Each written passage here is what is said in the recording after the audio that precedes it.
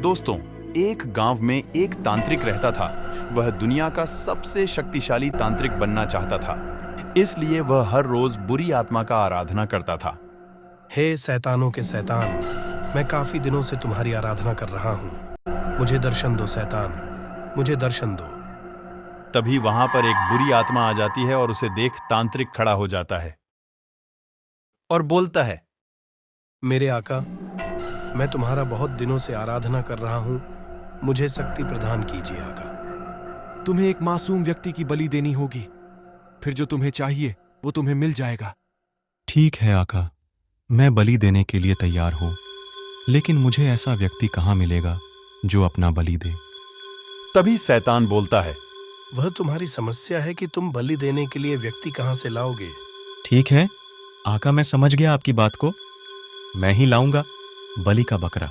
लेकिन मेरी एक बात को विशेष ध्यान रखना, जिस इंसान के पास ईश्वर की दी गई दिव्य शक्ति होगी वही तुम्हारा अंत कर सकेगा। ठीक है आका, मैं आपकी बातों का पूरा ध्यान रखूंगा।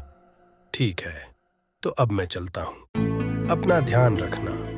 इतना बोलकर शैतान वहां से गायब हो जाता है। तभी तांत्रिक अपने मन ही मन बोलता है, अब मुझे एक मासूम इंसान की बलि देनी होगी। उसके बाद मैं दुनिया का सबसे शक्तिशाली तांत्रिक बन जाऊंगा। फिर मुझे इस दुनिया में मारने वाला कोई नहीं होगा, लेकिन मुझे ऐसा मासूम इंसान मिलेगा कहा जो मेरे लिए अपना बलि दे सके।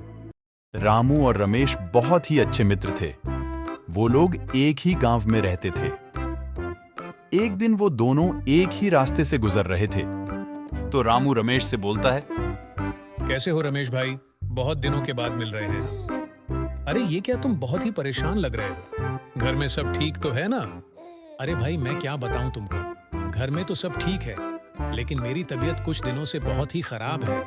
अरे भाई मगर तुम्हें हुआ क्या है, पहले ये तो बताओ, तब तो मैं तुम्हारा कुछ सहायता कर सकूंगा। क्या बताऊं भाई, कुछ दिनों से सब कुछ अजीब अजीब सा लगता है और शरीर कुछ भारी सा रहता है। मुझे लगता है तुम्हें कोई बुरी साया की नजर लग गई है। तुम्हें एक तांत्रिक के पास जाना चाहिए। हाँ भाई, तुम बिल्कुल सच बोल रहे हो, मुझे कोई बुरी साया की नजर लग गई है, लेकिन यहाँ मुझे तांत्रिक कहाँ मिलेगा? मेरे नजर में एक तांत्रिक है जो तुम्हें ठीक कर सकता है। वो हमारे बगल के गांव में ही रहता है, तुम उनके पास चले जाओ। ठीक है भाई, मैं अभी जाता हूँ। इतना बोलकर रामू अपने रास्ते चला जाता है और रमेश उस तांत्रिक से मिलने के लिए चला जाता है। वहां तांत्रिक अपने घर में उस शैतान की पूजा कर रहा होता है। हे शैतानों के शैतान, मुझे तो कोई मासूम इंसान मिल ही नहीं रहा जिसे मैं बलि दे सकूं। अब आप ही कुछ बताओ जिससे मैं किसी को बलि दे सकूं। कुछ देर के बाद रमेश उस तांत्रिक के पास पहुंचता है और उसे अपनी सारी बात बताने लगता है। तांत्रिक उस रमेश की बात को सुनकर वह अपने मन ही मन बोलने लगता है, मिल गया मुझे बलि का बकरा, यही इंसान बलि के लिए ठीक होगा। उसे देखकर तांत्रिक बोलता है, तुम बिल्कुल सही जगह आए हो मेरे बच्चे। अब तुम्हें मैं इन सारी तकलीफों से दूर कर दूंगा। तुम्हें अब टेंशन लेने की कोई बात नहीं है। बस मैं तुम्हें जैसा कहूं, बस तुम बिल्कुल वैसा ही करो। तुम पीछे की तरफ मुड़ जाओ। उसकी बात सुनकर रमेश पीछे की तरफ मुड़ जाता है और तांत्रिक अपनी जादुई चाकू निकालकर उस बेचारे को पीछे से मार देता है और बोलता है, हे शैतानों के शैतान, यह बलि तुम कबूल करो और मुझे इस दुनिया का सबसे बड़ा तांत्रिक बना दो। तभी वहां पर शैतान आता है और बोलता है, मैं बहुत ही खुश हुआ। इस बलि से बोलो तुम्हें क्या चाहिए। मुझे इस दुनिया का सबसे बड़ा तांत्रिक बनना है आका।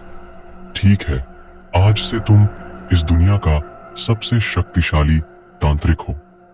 अब तुम्हें इस दुनिया में कोई नहीं रोक सकता। मगर एक बात का ध्यान रखना, तुम्हें वही व्यक्ति मार सकता है जिसे भगवान का दिया दिव्य शक्ति होगा।